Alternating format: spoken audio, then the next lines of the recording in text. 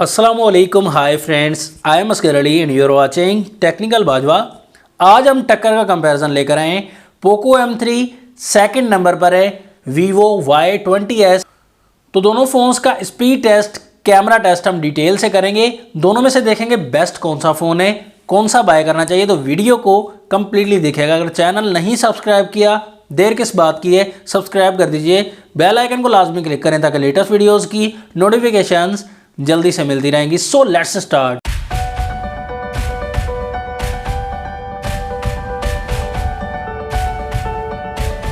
सबसे पहले दोनों फोन्स के डिजाइन की बात करें, दोनों का डिजाइन काफी डिफरेंट है। Vivo Y20s का डिजाइन बैक साइड से पॉलीकार्बोनेट है दोस्तों, चाइनीज स्टफ मिलेगा, रिफ्लेक्शन वाला। कैमरा का डिजाइन भी काफी अच्छा मिलता है। पोको M3 का मेट टाइप डिजाइन मिलेगा, शाइनिंग डिजाइन नहीं है बिल्कुल भी।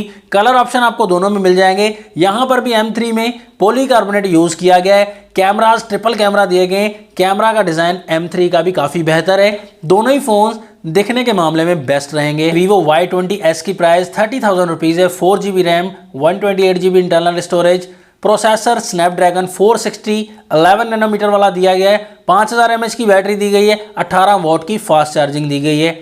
जबकि पोको M3 की प्राइस 26,000 रुपीज है। 4GB RAM, 64GB internal storage, 128GB वाला 28,000 रुपीज का है। यहां पर प्रोसेसर स्नैपड्रैगन 662 वाला मिलता है, 11 नैनोमीटर वाला। ये भी 6000 mAh की बड़ी बैटरी, 18 वॉट की फास्ट चार्जिंग इस फोन में भी मिल जाती है। दोनों फोन्स के बैक साइड पर ट्रिपल कैमरा का सेटअप है। पोको M3 में 48 मेगापिक्सल का मेन कैमरा, सेकंड 2 मेगापिक्सल का, थर्ड कैमरा 2 मेगापिक्सल का दिया गया है। जबकि Vivo Y20s में मेन कैमरा 13 मेगापिक्सल का, सेकंड 2 मेगापिक्सल का, थर्ड कैमरा भी 2 मेगापिक्सल का दिया गया है। फ्रंट पर देखें तो फ्रंट में आपको एक जैसे लगेंगे दोनों फोन्स, क्योंकि notch technology, dew drop notch दोनों में ही सेम डिस्प्ले दिया गया है, सेम डिजाइन वाला। दोनों में सेल्फी कैमरा भी सेम दिया गया है, 8 मेगापिक्सल का।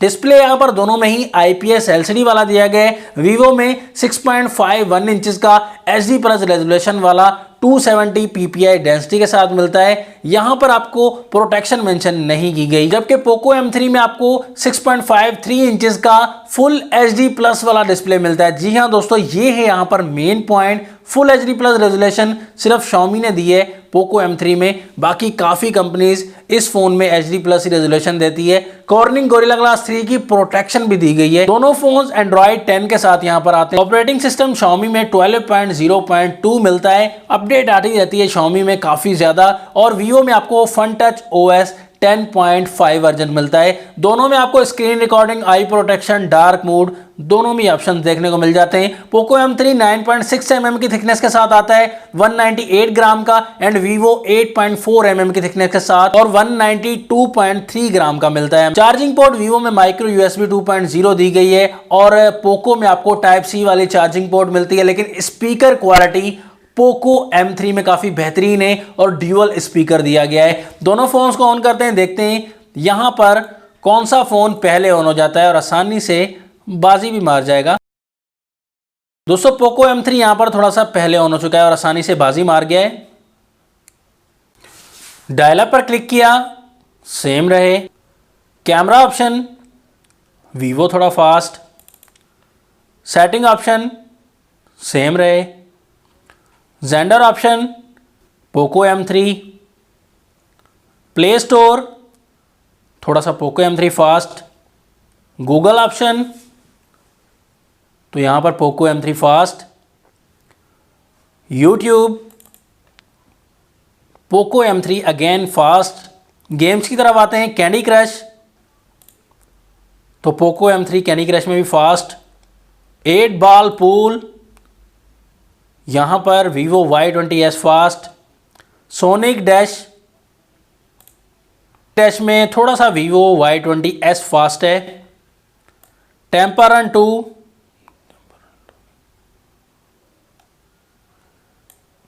रन 2 में पोको M3 थोड़ा फास्ट है। सबवे सर्फर Vivo Y20s थोड़ा सा फास्ट। गेम की तरफ आते हैं, PUBG की तरफ देखते हैं यहां पर कौन सा फोन बाजी मारेगा।